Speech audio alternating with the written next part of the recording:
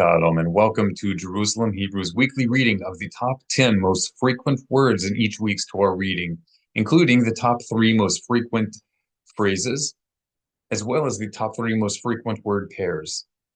This week's Torah reading is Parashat TERUMAH, Exodus, chapter 25, verse 1 through chapter 27, verse 19. This week we will be using the more advanced transliteration. You can download these transliterations and study guides on my Patreon at Authentic Torah, Patreon/Authentic Torah. You will find the study guides available in advanced transliteration, in intermediate transliteration, and in what I call an expanded transliteration, which is most suitable for absolute beginners, that helps prevent them from mispronouncing transliterations due to their assumptions of English conventions. Okay, number 1 of the most frequent words in this week's Torah portion is wa'asitha. Wa'asitha. Make sure you are pronouncing 4 syllables. Wa'asitha. The little symbol over this I lets you know that that is the accented symbol. The bolded the bolded vowels let you know that there is an ayin that should be pronounced there as opposed to an aleph. All right. Well, sitha means and you shall make, literally and you did, because technically this is the perfect form of the verb. In modern Hebrew, this is usually used for past tense, well, pretty much in standard usage. And in biblical Hebrew, it's also used for past tense.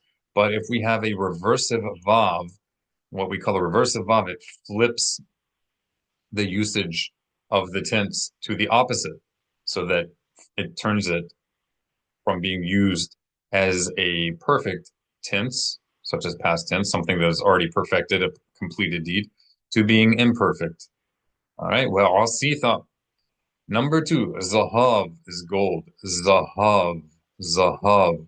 Number 3, mishkan, mishkan, normally known as the tabernacle. This refers to the temple of the people of Israel as it was in its mobile form traveling throughout the desert. Most people assume that only that was the tabernacle, quote unquote, what in Hebrew is called the Mishkan. However, the temple, even once it reached its eternal resting place in Jerusalem or in Har Gerizim, if you're a Samaritan, even in that location, it is still called the Mishkan. Well, I suppose we would say only in Jerusalem, since the remainder of the Hebrew Bible is only considered holy by the Jewish people, whereas the Samaritans only hold to the Torah and do not hold to the Jewish books.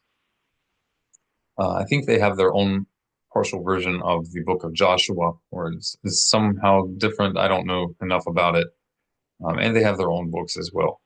But needless to say, Mishkan means a place of dwelling, a residence. And this is why it's also called the Beth Hashem, Beth Adonai, because Beth is a synonym of Mishkan, right? And this is because it is the house or the residence of his highest glory on earth.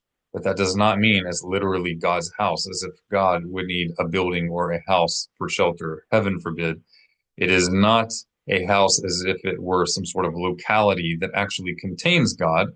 And we know that if you look here in the study guide, you'll see a little footnote reference. We know from 2 Chronicles chapter 6, verse 18, we see there when Solomon, the son of David, Shalom bin David, when he was dedicating the temple, he proclaimed, Ki ha'umnom yashev Elohim odom al ha'aras.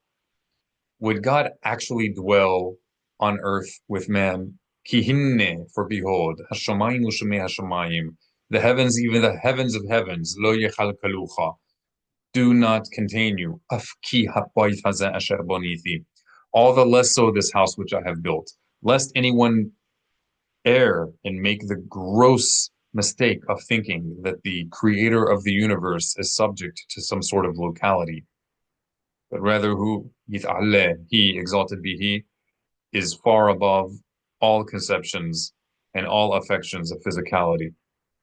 Number two, number four. And that's not to say that the Creator, blessed be He, is bound in the sense that he cannot interact in the physical world, but his being, the reality of his existence, is not something which is connected to created things, physical things.